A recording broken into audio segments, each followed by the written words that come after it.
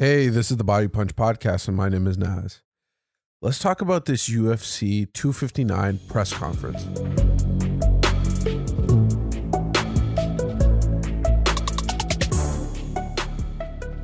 So we had this fun little press conference today, which is Thursday, March the 4th, 2021.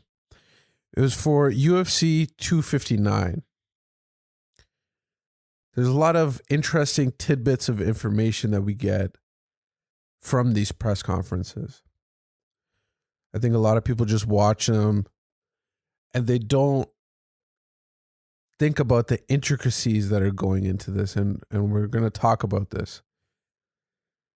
And I found a lot of tidbits of information in this press conference. We had all of the champions and two of the challengers at this press conference. And I think it was largely cordial from all parties. Nobody was very disrespectful to their opponent.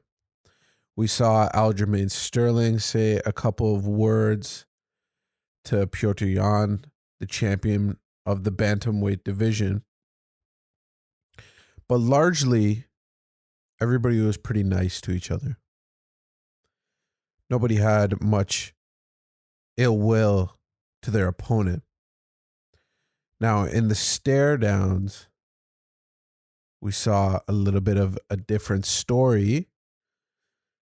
I think everybody, when they go into this, when they're staring at their opponent, especially when you look at Amanda Nunes and Megan Anderson's situation, where Amanda Nunes is regarded as the GOAT of women's fighting, and Megan Anderson is trying to take that away from her. She's not going to take her title of greatest women's fighter away from her. She's just trying to break her record. And when you're staring down Amanda Nunes, and literally staring down Amanda Nunes, did you see the height difference between those two? I know Megan Anderson was wearing heels, and who knows what Amanda Nunes was wearing. I think she was wearing sneakers or something. But the height difference that I saw there was crazy. It was like watching one of those old Japanese fights and seeing the height difference that they had. But let's get into this. Okay, so like I said, everybody was at the press conference, but surprisingly, and I didn't know this going into it, but Belal Muhammad and Leon Edwards were supposed to be there.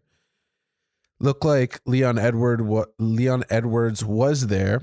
We saw it in a couple of Instagram photos. I think it was the Paradigm agency Instagram page posted a picture. Megan Anderson was there, Stylebender was there, and Leon Edwards was there. So Dana White was talking because of some COVID protocol, they were not allowed at the press conference. It looked like there was enough room for them behind the champions, Israel Adesanya, Amanda Nunes, and the challengers. So who knows what's happening? Dana White says that everybody's good, but it was due to COVID protocol. He did mention that both fighters have had COVID in the past. We know of Leon Edwards' COVID situation. That was one of the many reasons why he couldn't fight and why he's only fought a couple times and hasn't fought for about 2 years. One of the reasons being that he had a very bad case of COVID. Now, I haven't really seen much reports on this, but I'm assuming that something happened to Belal Muhammad. Maybe he was there. Maybe it was just impromptu decision made by the UFC brass and made by the commission. So Belal Muhammad wasn't there. Leon Edwards wasn't there. And like I said before, I was surprised that they were even going to be there at this press conference. But, unfortunately they couldn't be there and we couldn't witness them two talking to each other. Dana White also mentioned in regards to this fight that if Belal Muhammad maybe wins this fight, and I've talked about this in past podcasts, but the opportunity that Belal Muhammad has here from going from his ranking to Leon Edwards, who I believe is number 4, and Belal Muhammad being number 12, the jump in competition that he's going to feel and the jump in opportunity is a real gift for him. He's going to try and take advantage of this moment because Dana White did mention that if Belal Muhammad wins this fight, then he may get a title shot. Now, this is not unsurprising because if he does something amazing, we have seen the UFC push fighters. So it's all up to Belal Muhammad and if he can do something special. Now, Leon Edwards, we all know that he is already specialer, maybe you could say, but he somewhat deserves a title shot if he beats Belal Muhammad in spectacular fashion. So it must be done in spectacular fashion. Now, let's go to the next thing. Stylebender was asked, what's his plan? Is he going to move to heavyweight? What's the plan? He talked about going to heavyweight. He's talked about speculating about it. He hasn't made his major decision yet. Obviously, he wants to focus on the 205 champ, Jan Błachowicz, who is going to be a tough task on its own. He did say that he wants to talk about and he wants to think about the heavyweight jump up. But I think what was key here was that he wants to go back down to his weight class that he believes he rules over. So speculation-wise, like what I'm speculating here is that I think that he's going to do this fight. If he wins, then go back down in weight, defend that title, and then maybe see what John Jones is up to in the heavyweight division, and then make his decision on the heavyweight. Know what I said? I say that he's going to make his decision on moving to the heavyweight division. Now, Adesanya has an interesting case here because as many podcasts and many people that are in the MMA news sphere, if you will, have mentioned how interesting Adesanya is because of the body type that he possesses. He's a fighter that could obviously move up to heavyweight, no problem, because as we witnessed today during the press conference against Jan Błachowicz, he was taller than him.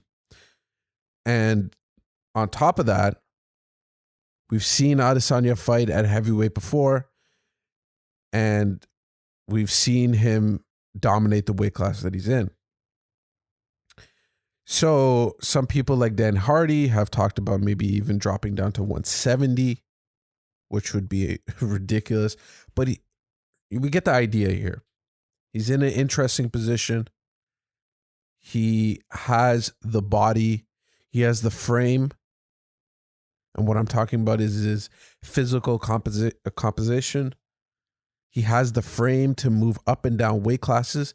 But I think what he's doing here is key, which is staying near that 193 or maybe even 200 pound range that he's talking about. Now, we haven't seen many fighters do this because we're all of the mindset that bigger equals better. That the more weight that you have on fight day, the better you will be in the fight. But we have seen examples of that backfiring on fighters. Luke Rockhold is the best example that comes to my mind right away. Luke Rockhold went up to 205. He had all of that muscle that he built up. But that took away what his main skill set is, and that is being an evasive fighter that uses minimal head movement, but uses the back and forth nature of his stance to evade heavy shots. Now, funny enough, Jan Błachowicz was the one who knocked him out, and it is in his highlight reel for the rest of his life. So that's the biggest example that I see here. I think the main thing is that he is going to move back down in weight. He's not going to make the switch to heavyweight right away. And just on that note, Dana White did mention that Glover Teixeira will be weighing in on Friday. Now, this is interesting because a lot of people have mentioned that Glover Teixeira does deserve the title shot, and I believe that too. He's on a hell of a run. The guy's in his later stages of his career. I would be mad too if he didn't get the title shot. Now, the thing is that once you're in this secondary position of if the fight falls through, you know, one person falls out, whatever, then this automatically makes you the person that's going to fight for the title next. Now, whoever it is that holds the belt will have to fight Glover Teixeira. This is the understanding that we have now. This is what we got to know. And this is what it's going to be like for the person that wins this fight. So that's going to be good for Glover. I bet you he's going to get some money just for weighing in, which is always helpful. And it might be a way to get back on his good side because of how mad I assume he was that he didn't get the title shot. Glover's not the type of person that's going to make a rant on social media and talk about how mad he is about this. But I think this is a good way to, compensate him. This is the best way that it could be done. Now, funny enough, I mentioned that Adesanya wants to go back down in weight after this fight and defend that belt. But John was asked a similar question, and I think this should be a question that is asked. What if Jan Błachowicz wins? What's next for him? And his focus is on that 205-pound division. He's a man that recently got the belt, and I believe that this is the best decision for him. For him to stick in that 205-pound division and maybe focus on the heavyweight division later in his career if he does win. So I think that was interesting. Next up that I have written down and I highlighted was that the UFC is focusing on having some fights in Texas. This equals having fans. The UFC has mentioned that they want to be the first ones there in Texas to have these giant shows. And what I mean by first ones, I'm talking about it in the MMA sphere because we have seen boxing go down there. And it's actually amazing cards, amazing fights. So the UFC has talked to people in Dallas. They said no. I don't know what that means. Are they saying no that you can't come? No, you can't have fights? Maybe it's a no in the sense that we're not doing giant stadium fights right now. Dan White surprisingly mentioned that maybe some of his upcoming fights a week from now, 2 weeks from now, could be in Texas. Adesanya jokingly referred to the one time that they moved from, I believe, Los Angeles to Vegas for John Jones. And he was kind of joking at the fact that it might be for some malicious reasons. And I believe that was at the time when John Jones tested positive for some sort of performance-enhancing drug. So that would be crazy. And I don't think it is unlikely. I think that it is a real possibility and something that we got to look out for. Now, Dana White, right when he heard that, he heard full capacity crowds. He was all over it. Dana White is not against having crowds. I think that's a misconception that people are having right now. I don't think Dana White is against having crowds. I don't think anybody's against having crowds. Dana White's main thing is having full capacity crowds. That's what we got to remember here. So this Texas opportunity would be amazing, and it would give us a lot of hope, especially me. I'm looking at past fights all the time. And I was actually watching Adesanya versus Whitaker in Australia. Now, that crowd was like, 70,000 people or something like that? I don't know. It was a giant crowd. And then from That to no crowds that we have now, to some crowds at Abu Dhabi Fight Island, it's just a stark difference. And it'd be nice to have crowds back. Now, let's go on to the co-main event. Megan Anderson mentioned that in terms of Amanda Nunes' career, she's going to be the first true featherweight that she's ever fought. Now, there have been other featherweights, quote unquote, that she's fought, but what she's talking about here is naturally a featherweight. Megan Anderson was the one who won that Invicta featherweight belt. And she's massive. She's got the reach, she's got the length. And I think what she's talking about here truly might be the truth.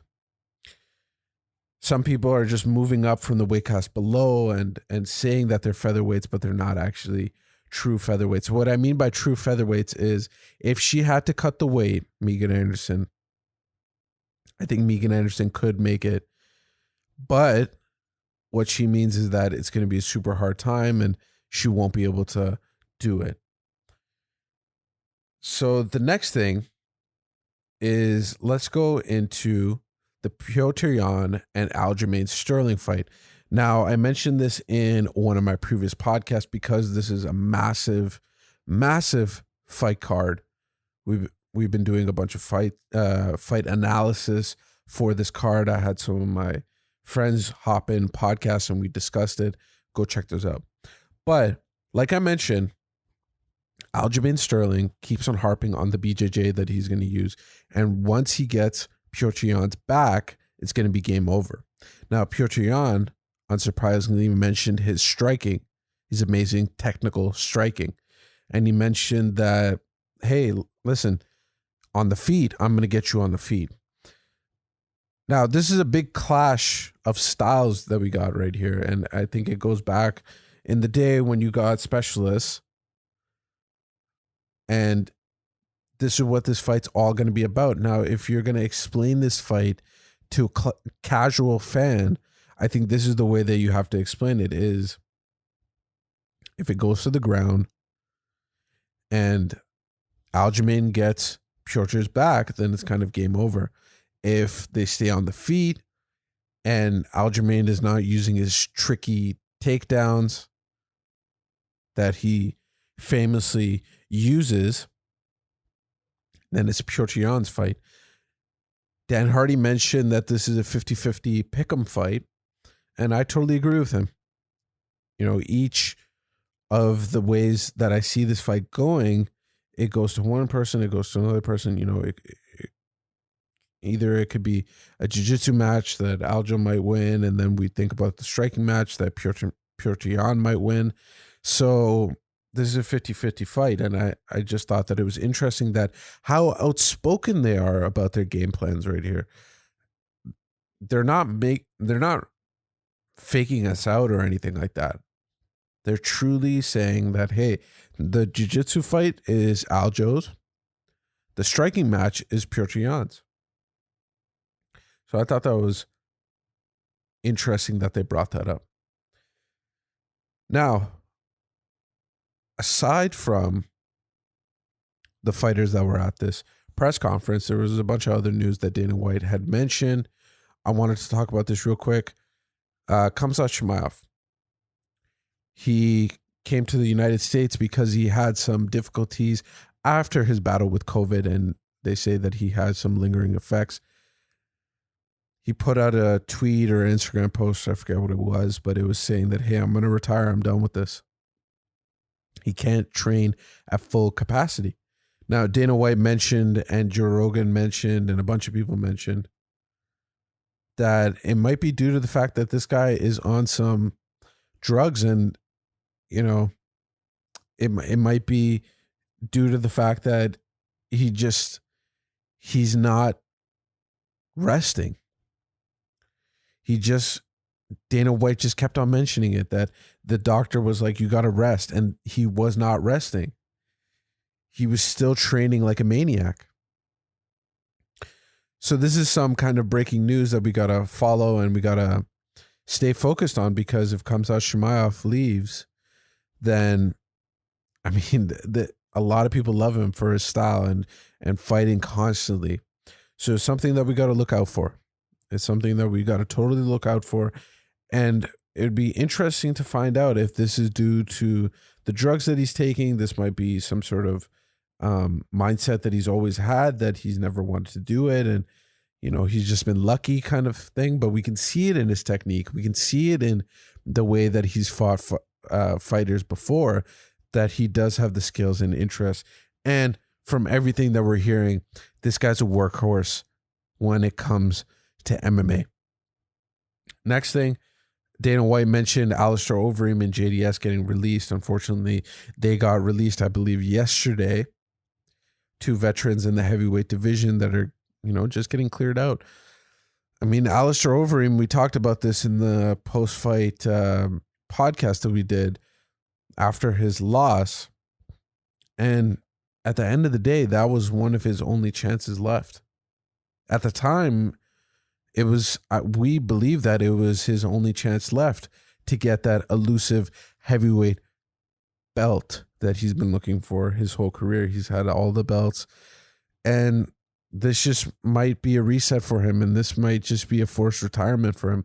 But we all know, and this is the same for JDS as well, that when the UFC releases fighters like this, then it's not like they just stop automatically. They end up going somewhere else, and be it ONE, Bellator, PFL. But we can all assume that this is not the end of the road for JDS and Alistair Overeem. It's unfortunate that it has to happen, but we all knew it was coming. It was just out of the blue, and it was surprising to a lot of us. But then when you really think about it and what we've talked about before, it's unsurprising. So, unfortunate situation on that. Okay, so last thing I want to talk about, and this is kind of getting annoying, but it seems like Khabib and Dana White are always having dinner with each other and having meetings. Dana White said that his meeting with Khabib Nurmagomedov is set for Saturday or Sunday. Now, he's here helping one of his training partners. And what can you say? I mean, I know a lot of people are saying that leave Khabib alone and blah, blah, blah. But Khabib is still taking these meetings. I think we got to remember this. Khabib is still taking the meetings. If he doesn't want to take the meeting, he just doesn't show up. You're not forced to take a meeting. So, I mean, if he keeps on taking the meeting, Dana White's mentioning some positivity, moving in the right direction, you know, there's nothing you can do about it. You just got to let it be. Khabib doesn't have to take these meetings. I'm going to mention it over and over again, but he's taking them for a reason, and we can assume that it's for a comeback. It might be for some other business ventures, but he's still taking that meeting. And Dana White is publicly talking about it at every single press conference. So we can't say much against it. And I don't think of it as such a bad thing. I mean, if Khabib wants to go there and get a free dinner every single time, I don't think that's the case. But he's still taking the meeting. So I don't think we should go against it. I don't think we should right away say leave Khabib Nurmagomedov alone. I know a lot of people have mentioned his family. I've talked about his family not wanting him to fight. But the guy's still taking the meeting. I'm going to keep on saying it. But that was all the news in the press conference that I thought was interesting. The rest was the stare downs. I mean, they kind of talked back and forth to each other. But it was very cordial. Like I mentioned before, nobody chirped at their opponent that much. I mean, Aljo and Petr Yan might have had a little bit. But we're talking about the UFC here. We had some fighters like Kevin Lee and Conor McGregor throw stuff, fight each other. And so this is nothing for the UFC. So thank you for listening to me talk. It's always fun to record these podcasts, especially when we have such a big fight card coming up. So if you guys could like, subscribe, hit the bell notification on YouTube, that'd be amazing. It helps a lot. And if you guys can like and follow the podcast on the different podcast platforms and listen to it there, that'd be amazing. And yeah, thanks again for taking your time out of your day and listening to me talk. This has been the Body Punch Podcast. My name is Naz. Bye.